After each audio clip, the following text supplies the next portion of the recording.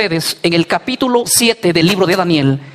El verso número 25 dice así: y hablará palabras en contra del Altísimo, y a los santos del Altísimo quebrantará, y pensará en cambiar los tiempos y la ley, y serán entregados en sus manos hasta tiempo y medio tiempo. Hablaríamos de 5 temas esta noche basados solamente en este texto. En estos días hemos venido identificando el poder del cuerno pequeño. Daniel 7:25 nada más y nada menos está hablando del cuerno pequeño que salió después de la división de Roma. Hemos hecho alusión a este sistema durante 2 días consecutivos y hoy no va a ser la excepción.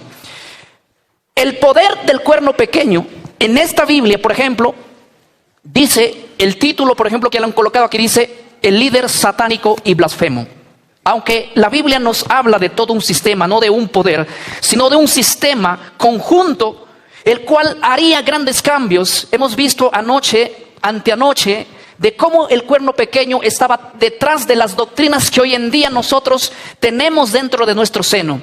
Y quiero hacer una confesión que es probable que sea muy chocante a los hermanos que estamos aquí y a todos los que nos están viendo alrededor del mundo, en los diferentes canales de televisión, en las diferentes plataformas de las redes.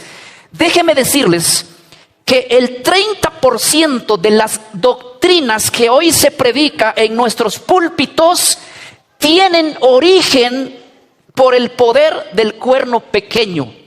Y hoy voy a hablar de una de ellas.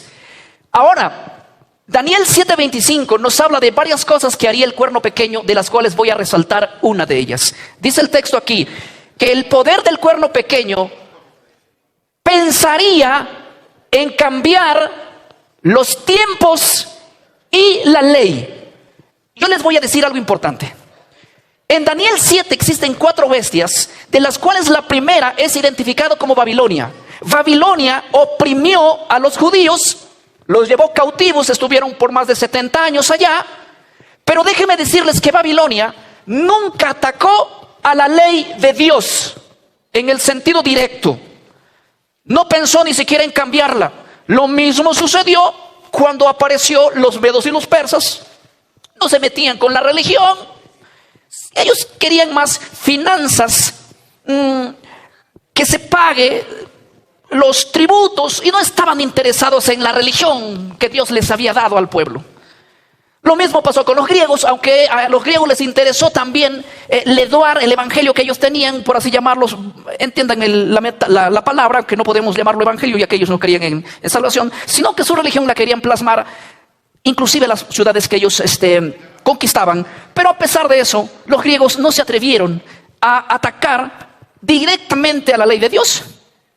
La Biblia también menciona que vino otro imperio, que es el imperio cuarto, el imperio romano, el cual no atacó directamente a la ley de Dios. Pero la Biblia dice que Roma, que es el cuarto imperio, vimos estos días que se había dividido en 10, y de en medio habían salido 10 naciones, las cuales conformaban la antigua Europa. ¿Están captando la idea? Pero la Biblia dice que de en medio de esa división saldría el cuerno pequeño, que después de haber varios poderes antes del cuerno pequeño, este cuerno pequeño es el que quiere atacar directamente a la ley de Dios. Yo voy a sacar al cuerno pequeño y lo voy a poner a un lado. ¿Hay algún candidato fuera del cuerno pequeño que haya intentado cambiar la ley de Dios? Si yo miro a Babilonia, no. Si yo miro a Roma, no. Si yo miro a Medo y Persia, no. Si miro a los griegos, no. Es irrefutable, basado en Daniel 7, que otros poderes hayan querido cambiarlo. Pero es irrefutable también afirmar que el cuerno pequeño, su interés fue cambiar no solo los tiempos, sino también la ley de Dios. Un día Jesús caminaba con 2 de los discípulos, el día que había resucitado, de Jerusalén hacia una aldea llamada Emaús. Y allí Jesús le dice a esos 2 discípulos: ¿acaso ustedes no entendieron lo que dice la ley, los profetas y los salmos acerca de mí?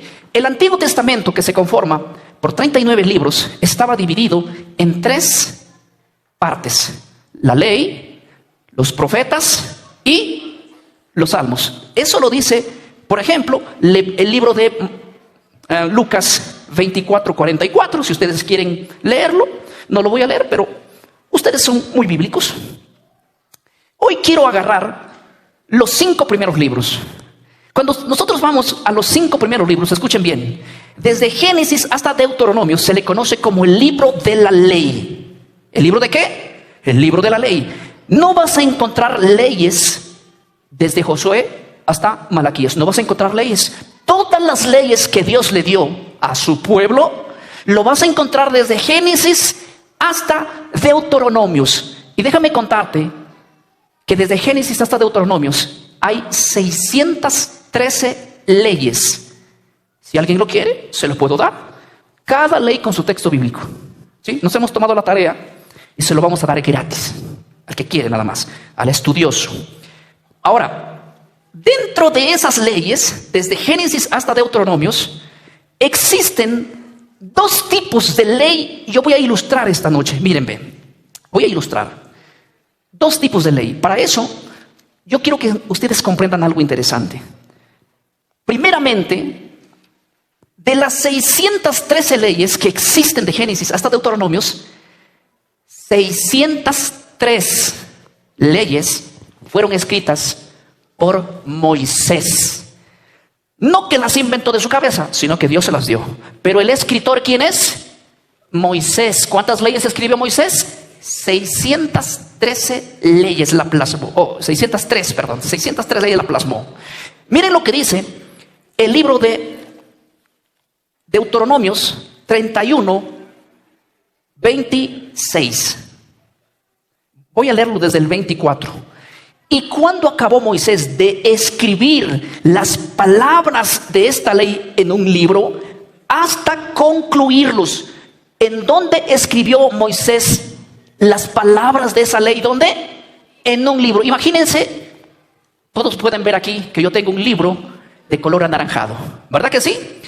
Imagínense que Moisés escribió 613 mandamientos aquí, él, por orden ¿de quién? De Dios. ¿En qué lo escribió? En un libro, aunque la palabra libro es una palabra tardía, en esos años no existía libro, pero imagínense en un libro porque él escribió en pergaminos, en papiro, pero a esos 603 mandamientos, imagínense que está escrito en un libro moderno de este tiempo, ¿ya? ¿Quién escribió eso? Moisés, 603.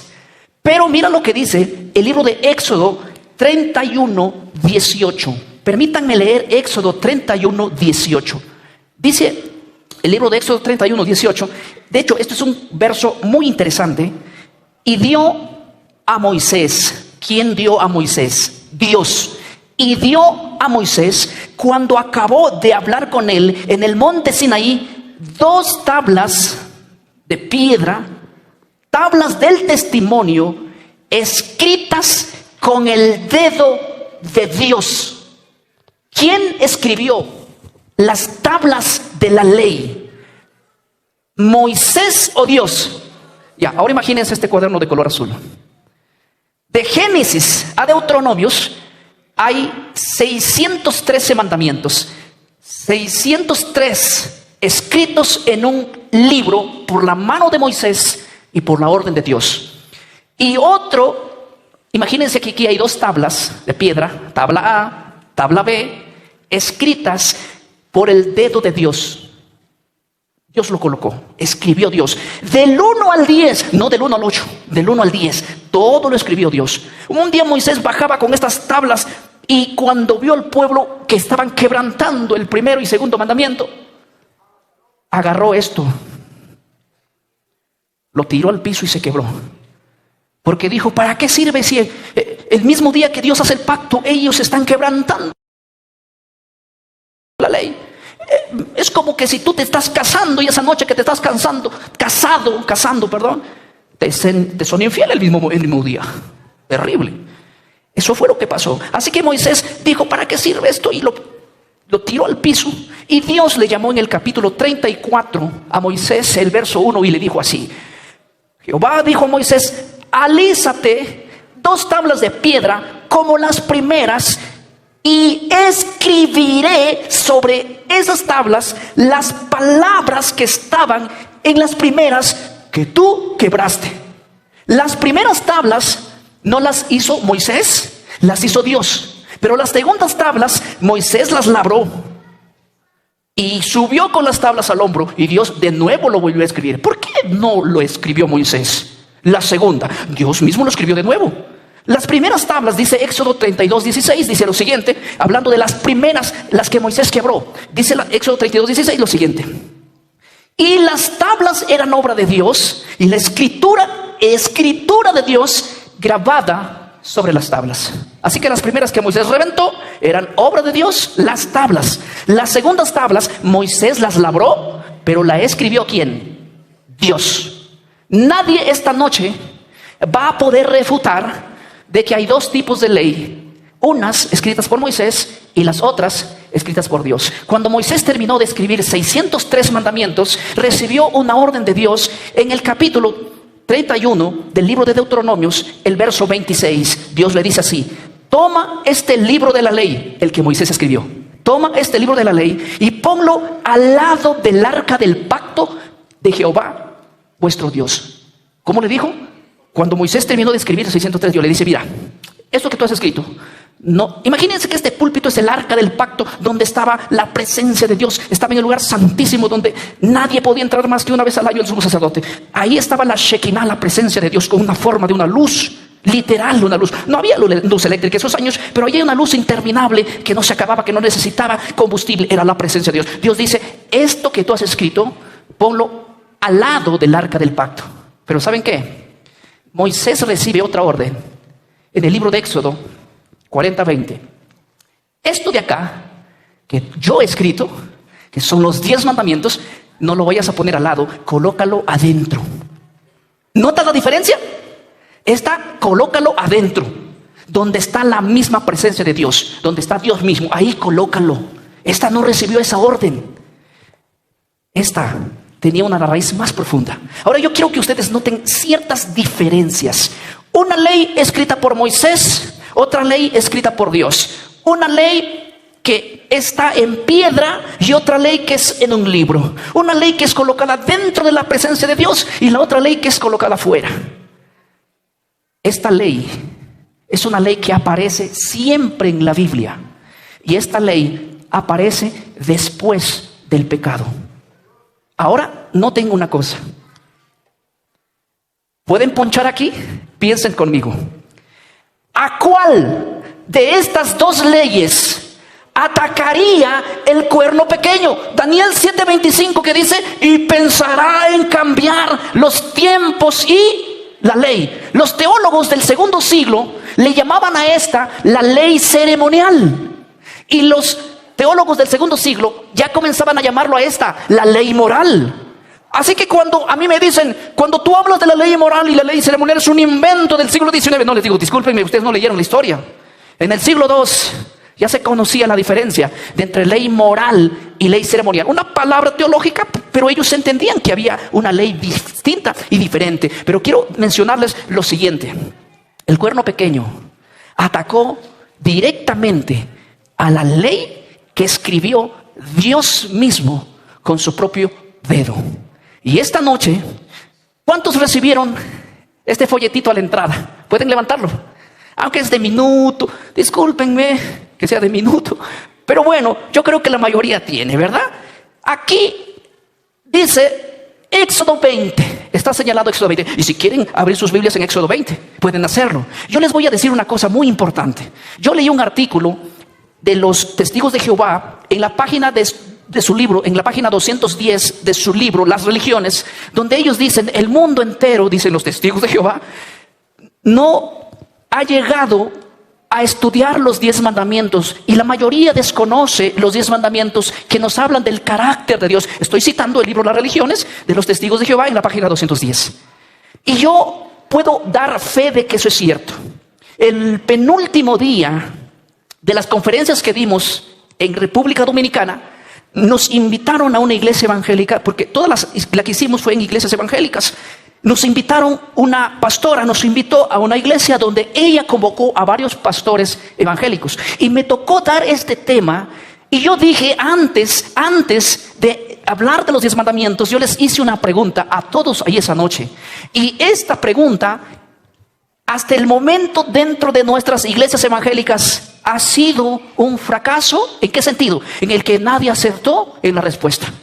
Y les voy a hacer una pregunta esta noche, y estoy casi seguro que muchos aquí no sabrán la respuesta, porque yo le pregunté, y para que nosotros que estábamos ahí, iglesia llena, para que la gente vea que nos falta estudiar esto de aquí, le dije: pastor fulano de tal, póngase de pie. Y se puso él muy obediente. ¿Cuál es el primer mandamiento de los 10? Yo no tenía esto. Y él se puso en pie y dijo: amarás a Dios sobre todas las cosas. Y la iglesia dijo: amén. Pero es que cuando nosotros repetimos ese mandamiento, vaya sorpresa, que ese mandamiento es el primer mandamiento de la Iglesia Católica, formada no en la originalidad de la Biblia, sino es uno de los mandamientos que resalta San Agustín, un católico prominente, el cual colocó eso allí. Yo no digo que no debemos amar a Dios sobre todas las cosas. No estoy en contra de eso. Estoy diciendo que existen 2 tipos de mandamientos hoy en día. Y voy a usar esto como ejemplo. El mandamiento que Dios escribió con su propio dedo, que hoy día lo vamos a leer, y el mandamiento que la Iglesia Católica enseñó desde muchos años atrás en todos los colegios, en todos los centros educativos, en todos los lugares, enseñó los 10 mandamientos. Pero cuando tú comparas los 10 mandamientos de la Iglesia Católica y vas a comparar los 10 mandamientos de la Biblia, son diferentes. Yo sé que no está viendo mucha gente alrededor del mundo y no vendría desde tan lejos a engañar aquí. Estoy siendo claro en este punto, ¿verdad? Así que yo quisiera que cada uno de ustedes agarre su teléfono, escriba las fotos de los 10 mandamientos de la Iglesia Católica. Háganlo. Les doy un chance. Ahora, después de hacerlo, yo quiero comparar con los 10 mandamientos de la Biblia. Y voy a ir a Éxodo 20. ¿Por qué? Porque ahí están los 10 mandamientos de la Biblia. Y vamos a ver que hay una gran diferencia entre los 10 mandamientos de la Biblia y los 10 mandamientos de la iglesia, de la que tiene su sede central en Roma, de la que cambió los tiempos. ¿Y cambió qué? Pensaría en cambiar. Menos mal, pensaría. Pero saben, esto es interesante. Miren lo que dice Éxodo capítulo 20. El primer mandamiento está en el verso 3 y todos los que tienen allí, repásenlo. ¿Sí? El primer mandamiento de la Biblia está en el verso 3, el primer mandamiento de los 10 está en Éxodo 20. Y de hecho la Biblia dice como título los 10 mandamientos. Y el primero dice, no dice amarás a Dios sobre todas las cosas, porque ese es el primer mandamiento de los 10 mandamientos de la Iglesia Católica. Está claro, no estamos en contra del mandamiento. ¿Por qué? Porque es también un mandamiento. Pero miren lo que dice aquí: no tendrás dioses ajenos delante de mí. Ese es el mandamiento escrito en Éxodo 20. Eso fue lo que recibió Moisés. Eso fue lo que Dios escribió. ¿Está claro? Léanlo. ¿Tienen Biblia católica? Léanlo. Ahí es más claro aún. Todas las Biblias dicen lo mismo. ¿Está claro? El segundo mandamiento de la Biblia está en el verso número 4. Y dice: no te harás imágenes ni ninguna semejanza que se aparezca a lo que hay en el cielo, ni abajo en la tierra, ni en las aguas debajo de la tierra. No te inclinarás ante ellas, ni las honrarás. Ese mandamiento, si ustedes buscaron hoy mismo, no aparece en los 10 mandamientos de la Iglesia Católica. ¿Qué pasó con ese mandamiento? ¿Alguien me puede explicar qué pasó con ese mandamiento? El rapto y se lo llevó. No existe ese mandamiento. Es más, la iglesia hace todo lo contrario a ese mandamiento. A partir del siglo IV, permítanme decirles algo interesante. No existía por 300 años dentro de la iglesia primitiva la adoración o veneración de los íconos. Entraron a partir del siglo IV. Y fue el momento preciso para colocar no solamente una imagen representativa. Yo en Lima vivía en la avenida Perú, frente a un parque, y había un monumento como este, y todas las noches la gente paraba así, ve. Literal lo que les digo, literal, en serio. El segundo mandamiento de la Biblia, de los 10, ha sido quitado y botado a la basura por alguna rara razón. No lo hizo Babilonia, no lo hizo Medo-Persia, no lo hizo Grecia, no lo hizo Roma con su poderío, no lo hizo la división de Roma, sino el que surgió en medio de la división de Roma, el cual ese poder estableció su reino y su imperio hasta el día de hoy. Pequeñito, pero como un poder grande. ¿Cuál es el país más pequeño del mundo? Les hago una pregunta. El Vaticano. ¿Y cuál es el país más millonario del mundo? Hermano mío. Ahora díganme, saquemos al Vaticano y busquemos un candidato desde Babilonia hasta la caída y la división de Roma y en Europa. ¿Quién se atrevió a cambiar la ley? ¿Quién? Díganme ustedes, a ver. Hermano mío, no encontramos otro candidato. Por eso los padres de la Reforma peleaban con ese sistema, con ese poder, y le llamaban por su nombre. Le decían anticristo, hombre de pecado. Le llamaban así. No les temblaba la mano ni los pies, porque ellos eran hombres que tenían pantalones. A nosotros como que nos tiembla la mano. Pero hay que decirlo como es. Eso es su nombre. Cuando nosotros notamos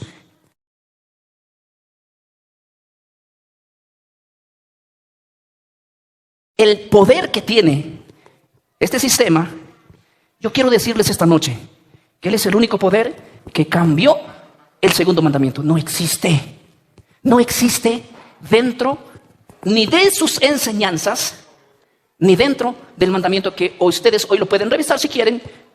¿Por qué no me tienen que creer a mí? Averigüen por ustedes mismos. Ahora, primera pregunta. ¿Puede un hombre cambiar lo que Dios escribió con su dedo? ¿Puede un poder hacer eso? Me disculpan, pero yo creo que nadie puede hacer eso. Nadie puede atreverse a semejante blasfemia de hacer eso.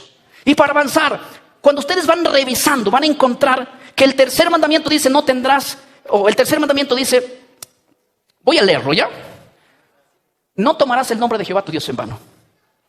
Ese mandamiento está vigente, aparece allí. El cuarto mandamiento, aquí está de un color diferente. El cuarto mandamiento de los 10 dice, acuérdate del día sábado. Eso lo dice la propia Biblia católica. En la Reina Valera dice, acuérdate del día de reposo. Y los propios que hicieron la Reina Valera, como Cipriano de Valera y Casiodoro de Reina, colocaron, acuérdate del día de reposo. Y las sociedades bíblicas pusieron en la palabra reposo, abajo, ahí mismo un asterisco, abajo el significado que dice aquí equivale a sábado. Es más, el propio glosario de la Biblia, cuando habla del día de reposo, hace alusión que es el sábado del séptimo día. ¿Está claro? Ahora, ese mandamiento tampoco existe. Lo sacaron, no está. Otro mandamiento ha sido quitado, sí. ¿Quién lo hizo? ¿Quién lo hizo? Y hay documentos que tenemos que la propia Iglesia Católica afirma haberlo hecho. ¿Quién? La propia Iglesia afirma haber cambiado el sábado y colocado en su reemplazo, adivinen qué día, el día domingo.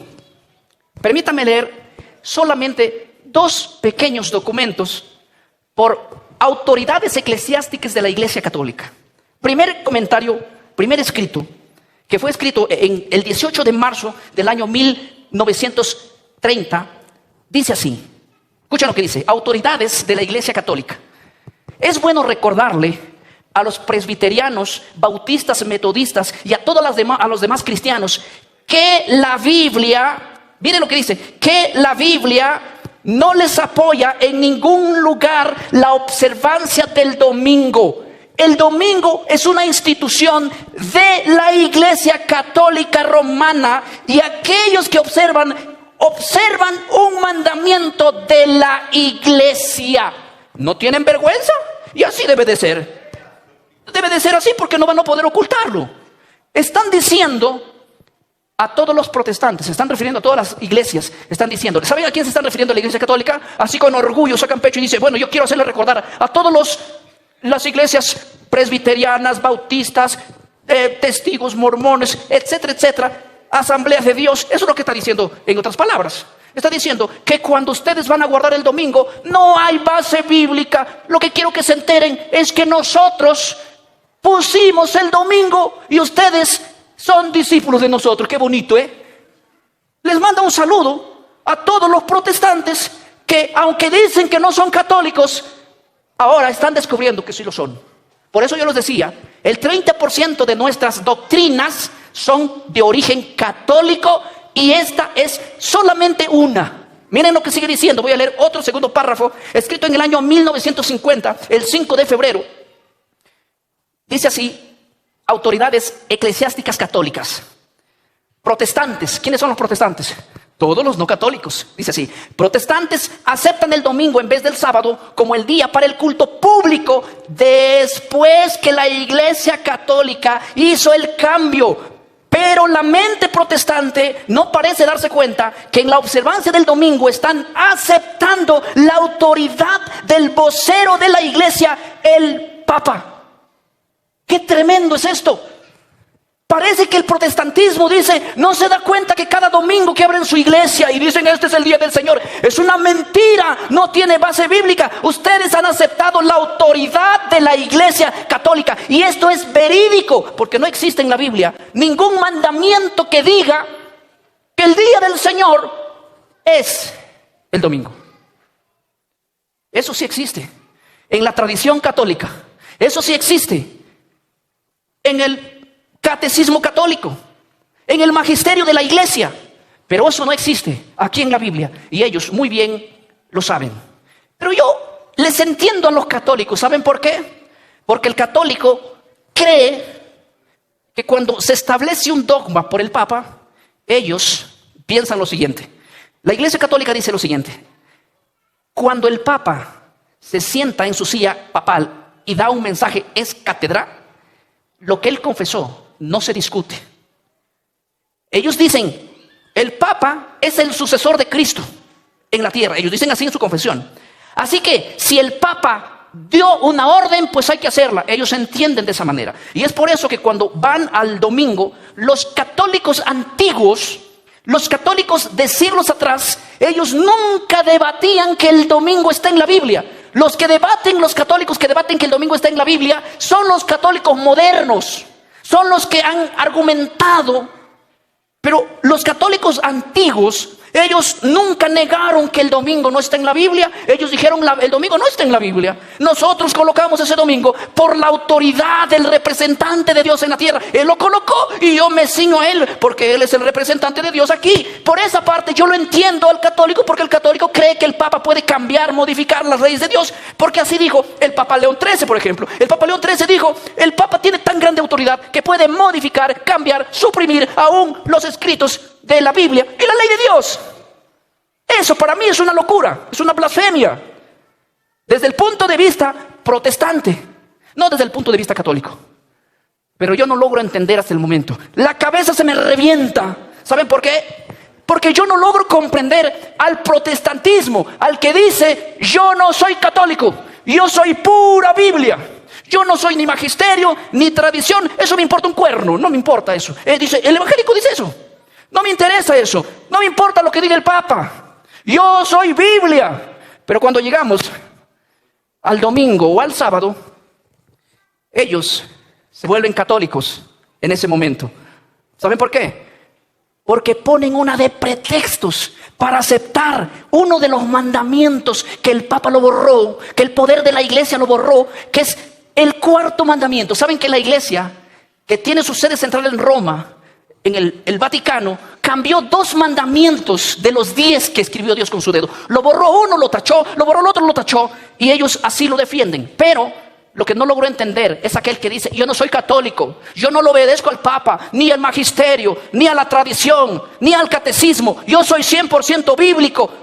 Y a él no lo entiendo, créeme, por más que me esfuerzo, no lo logro entender, Porque ¿dónde está la evidencia de que el domingo tenga lo que tiene el sábado? Génesis capítulo 2, hay una diferencia entre los 7 días a un solo día. Miren, Génesis capítulo 2, dice lo siguiente, en el verso número 3. Y bendijo Dios el séptimo día. Bendijo Dios el séptimo día. Lo santificó. ¿Sí? Porque en él, ¿qué cosa? Reposó. 3 cosas tiene ese día. Es un día santo. La palabra santo viene del hebreo kadosh, que significa apartado, separado. ¿Sí? El séptimo día fue apartado, bendecido y mandado a guardar, descanso, cesar, dejar de hacer. Eso no tiene el lunes, ni el martes, ni el miércoles, ni el jueves, ni el viernes, ni el domingo. No lo tiene. No existe evidencia bíblica de que Dios le haya quitado la santidad al sábado y lo haya colocado al domingo. Pastor, pero es que Cristo resucitó el domingo y también murió el viernes. ¿Cuál es el problema que haya resucitado el domingo? Ninguno. Pero ¿dónde dice la Biblia que con su resurrección hay que quitar al sábado y botarlo a la basura y defender que solamente hay 9 mandamientos? Pero los discípulos estaban reunidos el primer día de la semana en Hechos 27. Sí, pero estaban por la noche, porque se reúnen en el día. Y además era sábado por la noche. Ahora, hay una cosa muy importante aquí. Cuando nosotros estamos viendo esos puntos, hermanos míos, otra cosa que yo no logro comprender.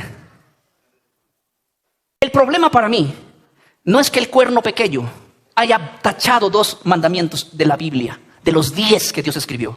El cuerno pequeño atacó la ley de Dios, pensó cambiar los tiempos y la ley, y de alguna manera ha arrastrado muchísima gente a eso. Hablaba con una hermana en Bélgica y me decía, aquí el domingo es sagrado ya por tradición. Como aquí el domingo es todo cerrado. Es que la influencia de tantos años fue colocado eso.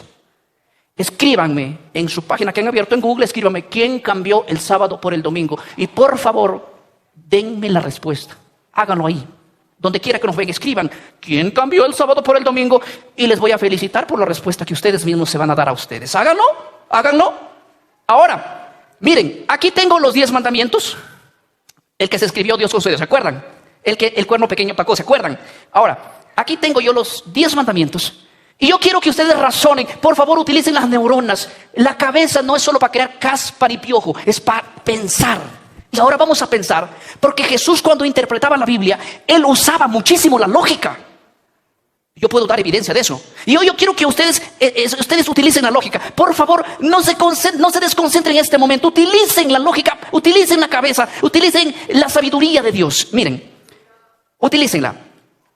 ¿Por qué nosotros, los evangélicos, nos paramos frente a los 10 mandamientos y decimos lo siguiente? El primer mandamiento dice, no tendrás dioses ajenos delante de mí. Amén, hay que hacerlo, no hay que tener otros dioses. Muy bien, mandamiento de Dios. El segundo, no te harás imágenes ni las adorarás. Yo no me hago imagen, es mandamiento vigente. Tercer mandamiento, no tomes el nombre de Dios en vano, vigente. Cuarto mandamiento, acuérdate del día del sábado. Yo creo que esta es ley de Moisés. Esta es ley de Moisés. Como que si Dios hubiera escrito el primero, el segundo y el tercero y le haya dicho a Moisés, venga para acá, escribe usted el cuarto.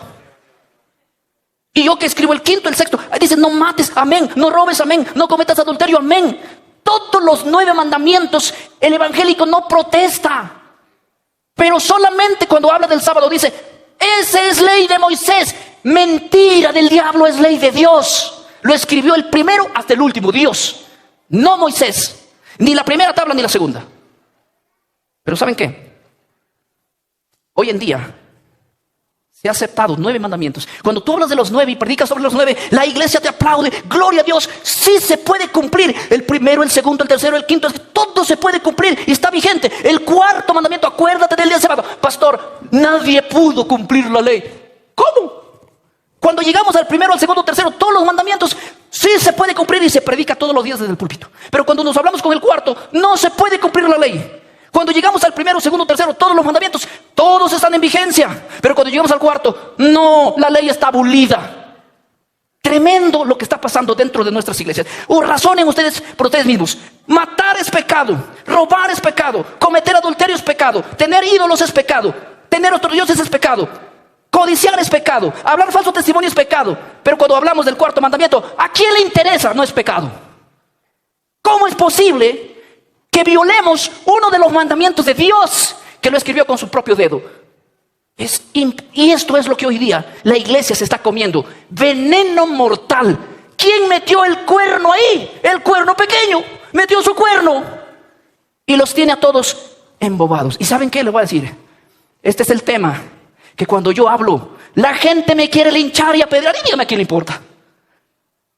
Es que hay que decirles lo que es cierto, aunque les duela. Y hay gente que se mete el dedo ahí para no oír esto, porque el necio no quiere oír la ley de Dios, quiere verla abolida.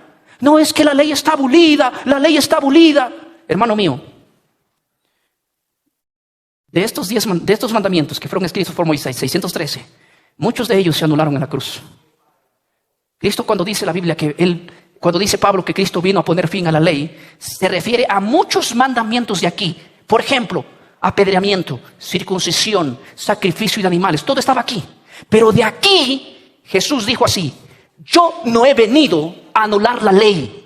Él no se refería a todo esto, porque si él hubiese dicho yo no he venido a abolir ninguna de la ley, nada de la ley, estaríamos ahorita circuncidándonos, sacrificando animales. Cuando él dijo yo no he venido para anular la ley, Mateo 5:17, mientras existe el cielo y la tierra, ni una jota, ni una yod, ni una tilde de la ley caducará. Se abolirá ninguna. Aquella persona que piensa que Cristo anuló uno de los 10 mandamientos está predicando que hoy los 10 mandamientos se quedaron con 9. ¿Y saben de quién es discípulo? Del cuerno pequeño. ¿Y saben qué? La iglesia abolió 2 mandamientos, la iglesia católica. Y la iglesia evangélica hoy anula uno, que es el cuarto. ¿Y saben qué dice? Dicen así, el evangélico viene con su Biblia así y dice: yo antes era católico, gloria a Dios, antes era católico, pero déjenme decirles que un día leí los 10 mandamientos y descubrí que dice aquí: no te harás imágenes ni las adorarás. Entonces dije, voy a dejar el catolicismo porque hay que servirle a Dios. El segundo mandamiento dice: no te hagas imágenes, y ahora yo soy evangélico. Y viene el católico y le dice: ¿has leído lo que hay 2 mandamientos más abajito? Acuérdate del día sábado. O sea, tú saliste de la iglesia católica porque la iglesia católica supuestamente te hace adorar imágenes. Y tú saliste por no violar ese principio. Entonces tú dices que la iglesia católica se va al infierno porque es idólatra. Discúlpame, pero nos vamos los dos, Tú por violar el segundo, yo por violar el segundo y tú por violar el cuarto. Porque el mismo que escribió el 1, escribió hasta el mismo 10. Nadie va a poder abolir esto. Ninguna denominación, nadie. Porque Cristo dijo: mientras exista el cielo y la tierra, ni una jota, ni una tilde de la ley caducará. Pero es que la ley de Moisés se anuló, sí. Muchos de acá, pero ninguno de aquí. Espero que esta palabra puedan ustedes conservarla y llevarlo no solamente a un estudio como hoy. Esto es el principio de algo grande que va a suceder. Que Dios los bendiga en esta noche.